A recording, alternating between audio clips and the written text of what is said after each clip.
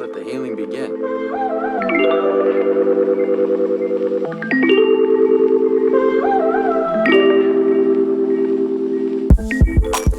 Hey girl, hey, welcome back to Aging Gracefully, the podcast for melanated women of color to talk about all things aging and surviving it and just getting through it gracefully as possible. So I thought I would introduce a new thing, the hot topic of the week, and I thought I would talk about Love is Blind because that is all the rage right now.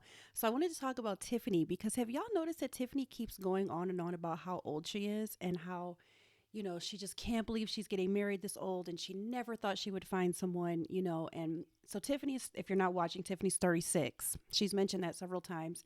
And I think Brett, her fiance, is 37. By the time I get this podcast up, maybe the next episode will have aired. So we'll find out whether or not they got married, which I'm super excited about. But if you guys noticed, when her mom comes to the dress fitting, her mom has even said, like, I never thought I would saw this day. I was just curious what y'all think about that, because it seems like we're viewing 36 as so old to get married for the first time, when really more and more women are marrying in their mid to late 30s. But also marrying older is also something that's really commonly accepted for men, but for some reason not for women. I just thought it was interesting because Tiffany is a perfect age to get married, and I don't think that's too old at all, but that's just me. I also happened to get married really young and wish the first time I got married, I was only 23, so I was engaged at 22, very seriously dating at 21. And, in hindsight, man, I wish I had had some time to grow up and learn myself. But anyway, moving on. I am really happy to be recovering from COVID. I just got done with a week long of basically sitting around doing almost nothing, feeling complete lethargy. It was just, Thankfully, it wasn't terrible. I am vaccinated. Not all 4, though. I didn't know there were 4. I only got 2. But thankfully, I'm feeling better. So today I wanted to talk about how losing a parent affects us as we're, in this life stage where we're losing a lot more than just parents.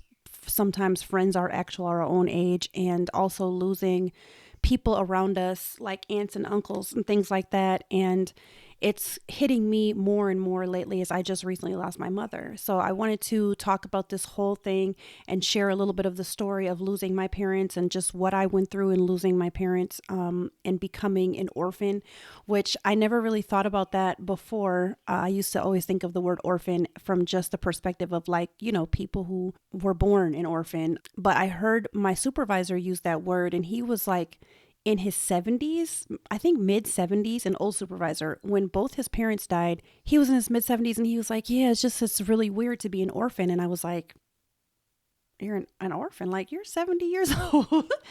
But I didn't know what he meant then because I had only lost a father. So yeah, I just wanted to share a little bit of that story for me, and then share some tips and thoughts about what we can do to grieve the loss of a parent, and just share a little bit of my own tomfoolery since losing my mom, and just how I've coped with that in some good ways and in some not great ways. So I lost my dad back in 2004. This was before I had kids at all. I was fairly recently married, and I knew that he was dying for a few years. My dad was abusive to me, so we didn't have a relationship. He'd spent the formative years of my life in prison. And so when he got out, I knew he was diagnosed with cancer. And there were a few times where my relatives from my dad's side, who I'd never really had contact with or had any sort of family, familial community with whatsoever, they had let me know, like, he's close to dying. He's in the hospital. He's going to die. And I remember thinking, like, I can't go. Number one, I'm not safe around him. And I knew that I wanted to do something that I wouldn't regret. But I'd made a decision in my mind that I would go to his funeral. And part of that was for my own healing. I decided I'm not going for anyone else. I'm not going because of how it looks or won't look, or I'm not going to go to please anyone else. I just knew this was something I wanted to do. And I also really wanted to get in as much contact with as many family members on my dad's side as I possibly could, because this was before social media. This was before Facebook. This was even before, really, I think not everybody even have a cell phone back in 2004. I think some of us still had pagers and stuff. So when I got the news, though, that he died, so knowing he was dying, knowing that he had been an unsafe person all of my life, even after he got out of prison, he wasn't apologetic to me in any sort of meaningful way. And as a matter of fact, he made me feel really unsafe by like waiting outside he used to wait at the corner. So when I would drive by on my way to school and work, I would pass him.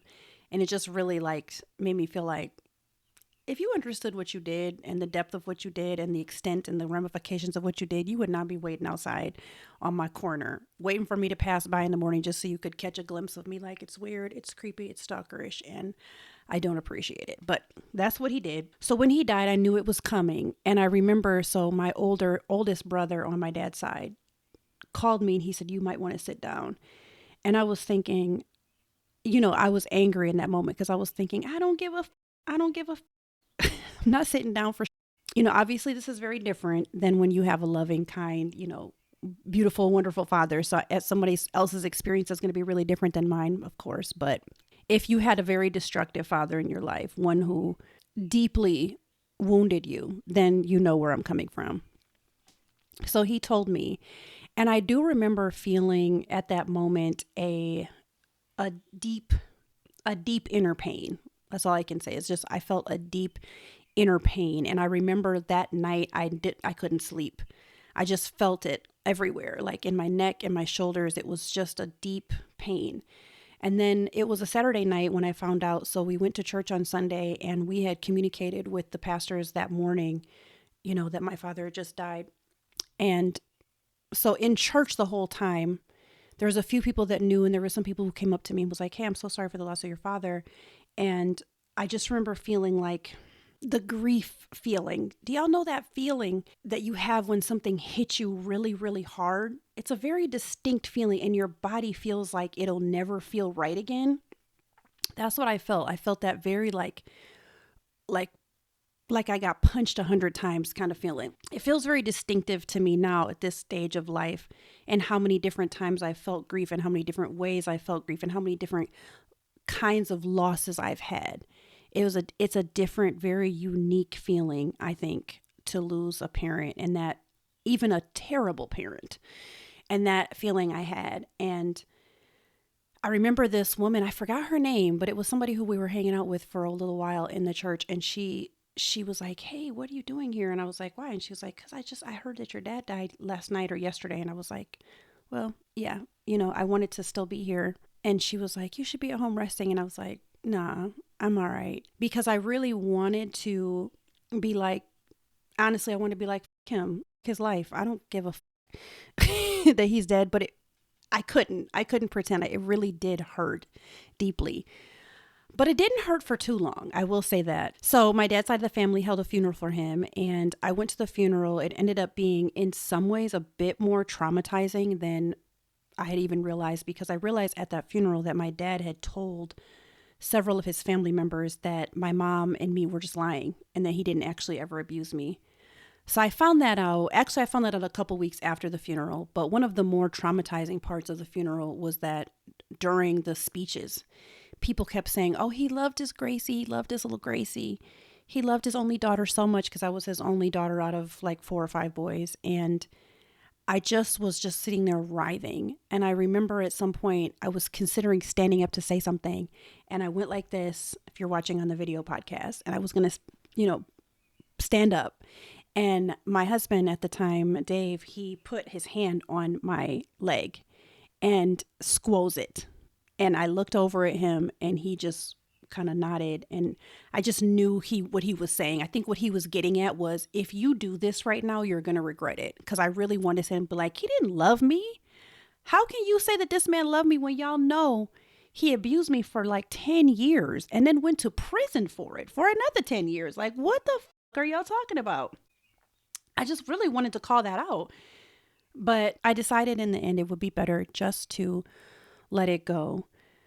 There is a part of me that feels like I subjected myself to some extra pain and trauma, but it also did bring me a measure of closure to go.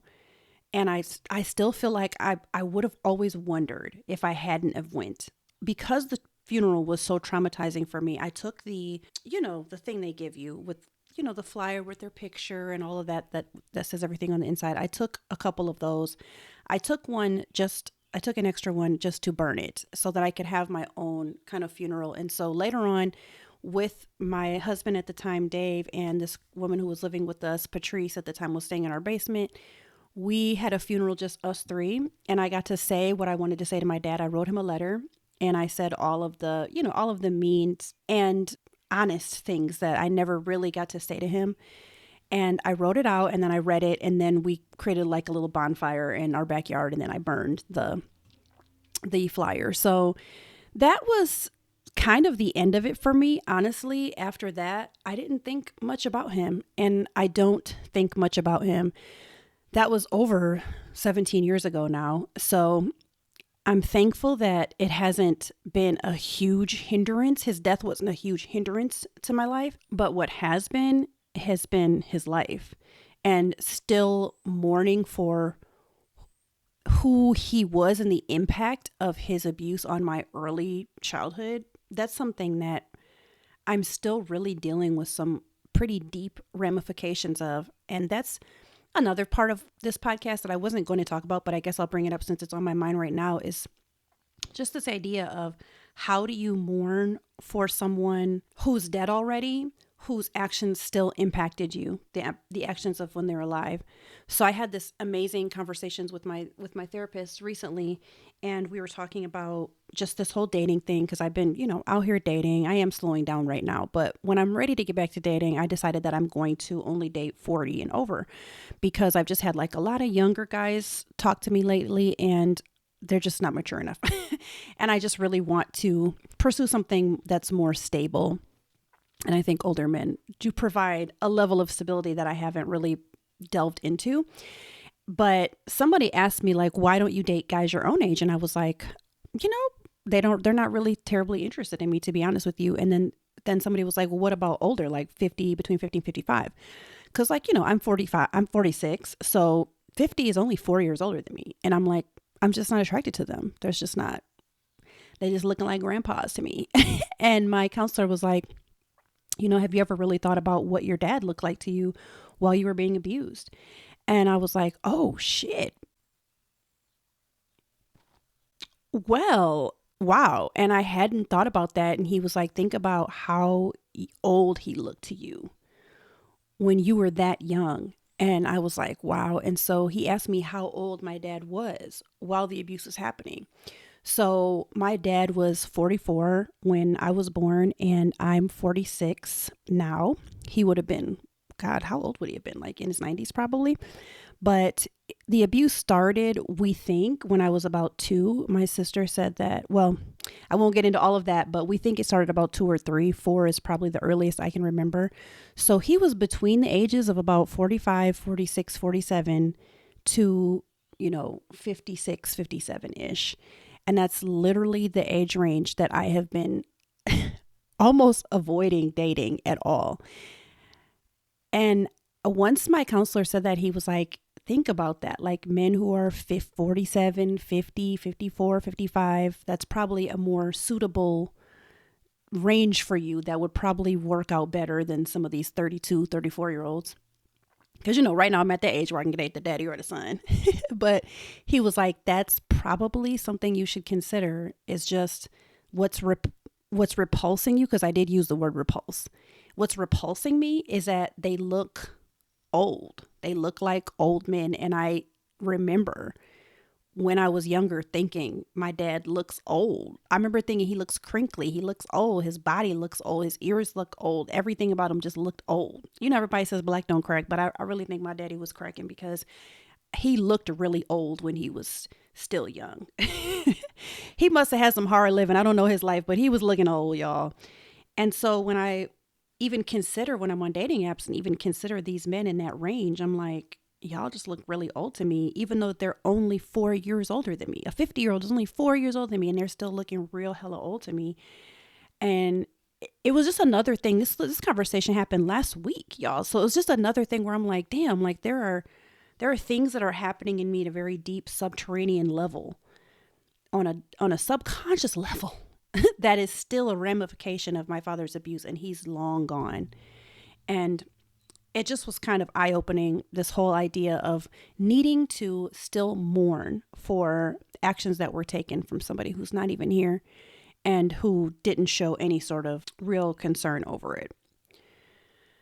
So that was my dad. And then my mom, I won't go into so much detail, but my mom just left us in November, this past November 18th.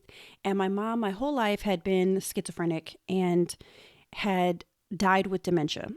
And my mom, from what I understood, by the time I was like 8 or 9, I understood that my mom really couldn't parent me anymore. I understood that there was like a developmental level where I was going above her. And then from that point on, she really pushed a very slow, subtle desire for me and my siblings to parent her. And if you know anything about that or have studied anything about that, it's a really unhealthy power switch, and it can create so many issues and so many problems. And it was extraordinarily difficult for me now in hindsight that I look back and see. So I didn't have any sort of like traditional close relationship with my mother. I could never really confide in her schizophrenia and her paranoia, because she's a paranoid schizophrenic, and her mental health issues in general meant that she was never really a confidant for me. She wasn't someone who I could say like, hey, I just started my period. I need pads. I need this. She wasn't meeting needs, like basic needs. And she just wasn't able to parent me. In high school, I spent a lot of time alone or over friends' house and things like that to try to escape the environment. And then once I moved out and got married really young, like I said, my mom was a constant source of stress and or actual trauma. And I could go into lots of stories about how that all played out, maybe in a different podcast. But the point that I'm trying to give you is that I have not felt like I had a mom since I was like 8 or 9. I feel like that's when she kind of was dead to me. I know that sounds terrible, but not dead to me like I was angry at her. But that's when I look back and I see there was a dividing line. I might have been 10 between when I felt like I have a mom who loves me and cares for me, and I have a mom and I have to take care of her. So when you look at someone like me losing her when I was 45 last November, it was weird because I had been thinking my mom was going to die my mom had like 9 lives. So she had like been almost on the cusp of death so many different times. Seriously, y'all.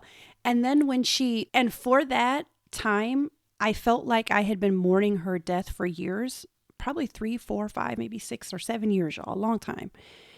And so I thought when she dies, it might feel more like a relief because we've been thinking that she was going to die, and she hasn't been a mother in a lot of ways. She was still very loving, very kind, very giving. I could say a lot of wonderful things about her too. But the point is that I did not think her death would really hit me because I thought I've been mourning this. It already happened. She hasn't been a mom. Well, anyway, we were there, me and my siblings, with her, and basically watched her die for the whole day, all of the earlier day before. And then she died like just past midnight on November 18th. By that time of the day, I was emotionally fried. So when we watched her take her last breath, my sisters and my brother next to me all just collapsed onto the bed and started crying. And I was sitting there like this, y'all. Now, if you're watching on YouTube, you can see me just sitting there, just glassy, iced out. I had no feelings. I just felt like, good, I'm glad this is over with. And I didn't want to say anything out loud because I know everybody grieves differently, and I felt like that response would have been judged. And I was looking at them like, why are y'all crying? Like, we knew she was going to die. We've been here all day, like since 8 a.m. And I guess my response was anger in some ways. But when I got home, I drove home from Detroit. It's a 2.5-hour drive. So I had a lot of time to think and pray. And I felt very grateful for her, very grateful for her life. I even had like a praise session in the car. But when I got home, I realized it hurt a little bit more than I was letting on, but I felt like I wasn't allowed to mourn it. It's really, really weird. But then I realized later, this is also something I realized later, that I had a response kind of like Kanye had when his mom died. So I don't know if you remember, Kanye said somewhere, I saw a random interview with him, and he said somewhere like after his mom died, he was like, yeah, all I wanted to do was and I remember when I heard him say that, it was years before my mom died.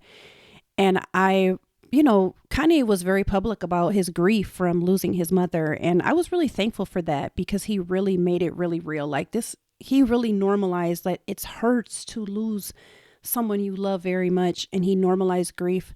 I love that he did that. I love that he said that. I think he was even normalizing, like, when you lose someone, you cope. People cope. That's what people do. It might not always even be the most healthy way, but people cope. They turn to different things. And we're going to talk about that in just a minute. But when he said that, I just remember feeling so much sympathy for him and just really grateful that he normalized the human condition. And so anyway, I didn't realize till I think it may be like a month after my mom died, I realized I had a very similar response. Like, all I want to do is, and that's what I did, a lot of it. I didn't really realize till I think it was probably February of earlier this year where I was like, yeah, I think I'm coping with this to an unhealthy extent. I think there's, like I said, there's the human condition where you grieve and you want to cope. And then this is past what is healthy for you. And I realized that because a few situations happened and I felt like that was a little too risky and hurt a little bit too much and it didn't need to. And I put myself in a bad situation. And then I realized, like, I am still really dealing with this. And one of the ways that I realized that I was hurting was through therapy. And my therapist helping me to see, like, you really have a mother wound. And the sad thing for me is that I had spent so much time of my life focusing on my dad and all of everything he did and how this sexual abuse, how it all affected me and my relationships with men and my relationship with sex and all of this stuff, that I just never really got to truly deal with the ways that, like, my relationship with my mom was really terrifyingly inadequate. He suggested I read this book called The Mother Wound. I might be getting that wrong. I will put the link in the show notes, but it is a book for anyone who has a mother wound, no matter what it is. If it's like mine, or you lost your mother, or your mother was narcissistic or emotionally or physically abusive. And so I will be honest with y'all. I'm started that book on Audible and listened to about a chapter of it and felt very deep sorrow, very deep pain. And I realized I don't want to listen to this book anymore. So I'm not going to. So I stopped because I was like, this is incredibly painful. It made me feel something like down to my toenails pain. And I was like, I got to come back to this, honey. So I still have that book in my Audible library and I will come back to it. I know I need to come back to it, but sometimes you got to pace yourself because I'm going through some other things right now too. So I just got to pace myself. You know what I'm saying? And with that, I want to talk about a few things that we can do just to help ourselves as we deal with losses of any kind. But I'm specifically talking about the loss of a parent, especially at this stage of our life, because we're also practically helping other humans too, our own children, perhaps deal with the pain and loss of losing a grandparent. One thing for me that has really helped is realizing pain can show up in a lot of different ways, as disbelief, as yearning, as frustration, as anxiety, as an inability to focus, and just to honor all of that. Let all of that in you know, like, hey, it's okay that you're here. I honor you and we will get through this. Another suggestion that I have is to write your parent a letter. That really helped for me with my dad. And it might be something that I should do with my mom. I've never done that. I've written my inner child a letter, but I have never written a letter to my mom. And you know what? Maybe I will do that, but take that for what you will. I thought it was a great piece of advice, and I think it really helped me to release a lot of what I wanted to say to my dad. I think it's also helpful to remember that grief is never straightforward. Grief is not linear. It's all over the place, and it's not like you ever get to one place and then all of a sudden, oh, I feel better. People who have been through like long sustained traumatic times of grief have often said that it comes back. It just lessens and lessens and lessens. There's an image that I love that somebody drew. I saw it on Instagram, and it's basically like a square. Somebody's trying to draw out what grief feels like, and it's a square. So picture a square with a big ball in it, and on each side of the square, on the inside of, think of a box, there's buttons, right?